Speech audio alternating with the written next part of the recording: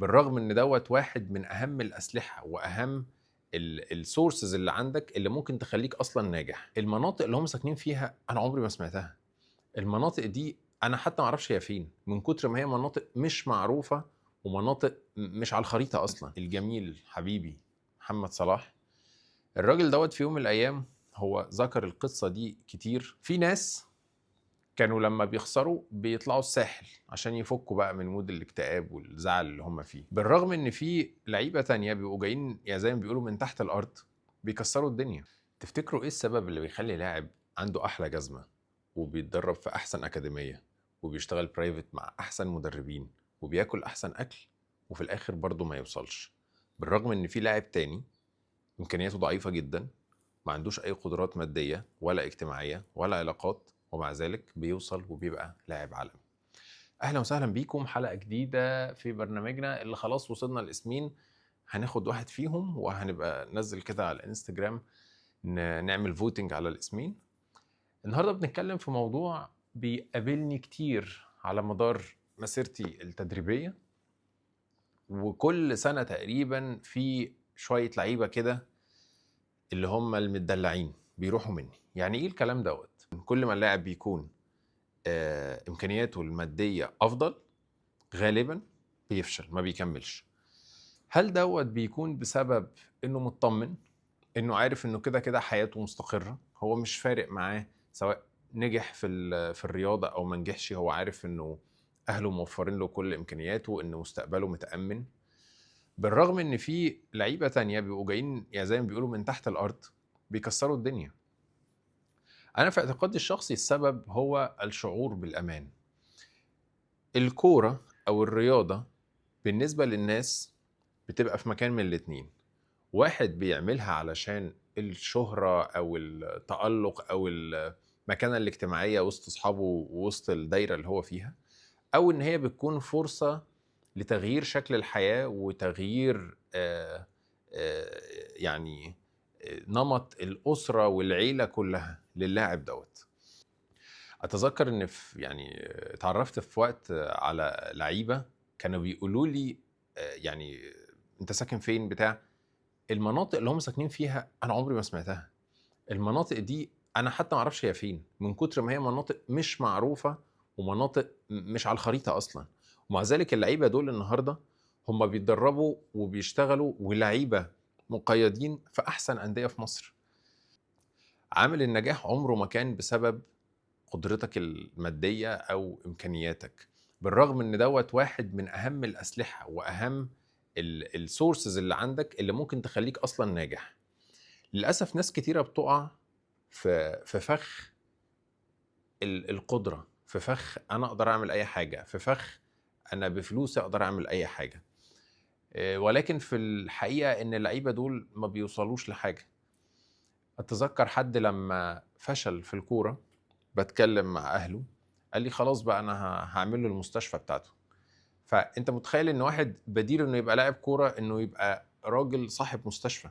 فده فرق كبير قوي. واحد تاني بيلعب كوره علشان نفسه يركب عربيه. الطاقات هنا مختلفه، الطاقات هنا بتخلي الوضع في الملعب مختلف. وتعالى نتكلم اداء كل واحد فيهم في الملعب عامل ازاي. الملعب ما يعرفش انت مين ولا معاك كام ولا ابن مين. الملعب ما يعرفش غير الاداء، ما يعرفش غير الحماس والرجوله والصلابه في اللعب. الملعب ما فيهوش مكان للمدلعين المستريحين اللي مطمنين ان سواء كسب او خسر الماتش هو ما فيش حاجه هتفرق في حياته. في ناس كانوا لما بيخسروا بيطلعوا الساحل عشان يفكوا بقى من مود الاكتئاب والزعل اللي هم فيه، ولكن في الحقيقه هم بيفضلوا طول عمرهم يخسروا، لانه طالما البديل ده موجود وهو موظف قدراته اللي في الحياه دي بشكل خاطئ، هو غالبا بيفضل طول عمره مش عارف يجي على نفسه، مش عارف يلتزم بمواعيد تدريب، مش عارف يلتزم بصرامة التدريب والتزامه في الأكل والتزامه في الأداء وهو بيشتغل وهو بيتدرب. الموضوع دوت بيفكرني بأشهر لعيبة العالم. لو جينا نتكلم عن الجميل حبيبي محمد صلاح، الراجل دوت في يوم من الأيام هو ذكر القصة دي كتير. انه ما كانش بيبقى معاه فلوس ياكل اي حاجه بعد تمرينه غير علبه كشري، وبيزود الشطه عشان يشبع، عشان يحس بالشبع. النهارده محمد صلاح فين؟ لما تبص على محمد صلاح من بدايته لغايه النهارده، واحد من شخص بيركب مواصله ويسافر كذا بلد ورا بعض عشان يوصل لمكان التدريب، والنهارده هو واحد ما شاء الله من اغلى لعيبه العالم واشهرهم، وحقق نجاحات وارقام اساسا ما كانتش موجوده قبل ما هو يلعب كوره. فده هيأكد لك قد ايه ان النجاح ملوش علاقه بانت مين، النجاح ملوش علاقه باي حاجه غير ان انت عايز فعلا تنجح، عايز يكون ليك شأن، عايز تكبر. ان الرياضه بالنسبه لك هي فرصه حقيقيه، فرصه قادره على تغيير وضعك وتحسين وضعك ومساعده كل الناس اللي حواليك، من اول اهلك لمنطقتك لبلدك كلها. للاسف احنا مش بنستخدم الامكانيات دي بشكل مظبوط.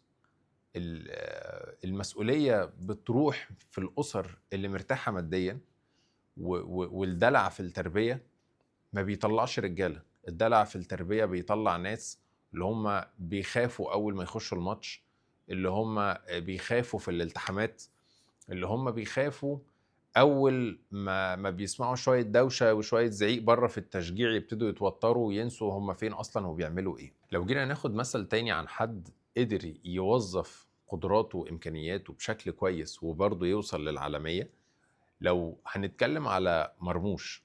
عمر مرموش كان من الناس اللي اتربت في المعادي، وكان في مدارس يعني انجليش، وكان وضعه المادي مرتاح جدا، ومع ذلك قدر يحقق ويسافر ويحترف وينتقل من دوري للتاني للتالت، من أول ما كان في مصر لألمانيا لإنجلترا. قدر يستغل إمكانياته وعلمه ومستواه الاجتماعي والثقافي إنه برضه يحسن من حياته. ما خلاش القدرات اللي عنده دي تبقى هي السبب في فشله. في ناس كتيرة قوي بتقدر النعمة اللي هي فيها، وبتقدر ان دي فرصة وميزة مش موجودة عند 90% من اللي بيلعبوا رياضة اصلا، ان هو يبقى قادر يصرف على نفسه. التدريب مكلف تكاليف رهيبة، في ناس ما بتقدرش تتحمله وبتوصل، وفي ناس بتقدر تتحمله وبرضه بتوصل.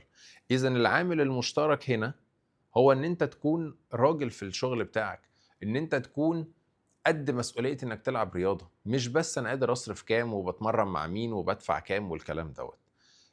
انك تكون مقتدر ده شيء جميل، بس انك تكون متراخي ده صفة هتخليك تخسر كل حاجة كويسة عندك، وتخليك ما تستفدش من كل ميزة عندك ممكن تخليك توصل لنجاحاتك أسرع بكتير من حد تاني. باختصار شديد، النجاح واقف عليك انت. ايا كان انت جاي التمرين بعربية عاملة ازاي، ولا جاي في ميكروباص، ولا جاي مشي، ولا جاي في توك توك، ايا كان انت بعد التمرين بتاكل بروتين وبتاخد سبلمنتس وبتاكل احلى اكل في الدنيا، ولا بتاكل سندوتش فول، كل الكلام دوت في الاخر الملعب ما يعرفوش. الملعب ما يعرفش غير الاداء والرجولة والصلابة في اللعب والحماس في التمرين والجدية في الاداء. موضوع الحلقة النهاردة كان موضوع مهم، موضوع تقريبا بيسقط لي 5-6 لعيبة كل سنة بيطلعوا من اللعبة خالص. انا كان معايا ناس واصلة لغاية المنتخب، وبعد كده ما بقوش هم الاختيار الامثل. الناس دول بيقعدوا في البيت، الناس دولت ملهمش مكان، لان في طاقات ولعيبة تانية عندهم حماس اكتر منهم. اوعى تفتكر ان وضعك الاجتماعي او علاقاتك او الواسطة بتاعتك هتسمح لك انك تكمل كتير في الملعب. لو الامكانيات دي خدمتك لفترة من الزمن، هي مش هتخدمك على طول، مش هتخدمك في كل عمر، ومش هتخدمك في كل مكان هتروح وتلعب فيه. استفيد من قدراتك وامكانياتك المادية انك تكون لاعب افضل. ما تخليش الامكانيات دي هي السبب في انك تفشل، وانك تشعر بالامان والراحة والتراخي، وما تقدرش تلعب وتأدي في الملعب بشكل كويس وشكل منافس ان يضمن لك مكانك في الملعب. اتمنى ان احنا نقدر نستغل امكانياتنا بشكل يفيدنا مش يضرنا. شكرا لكم.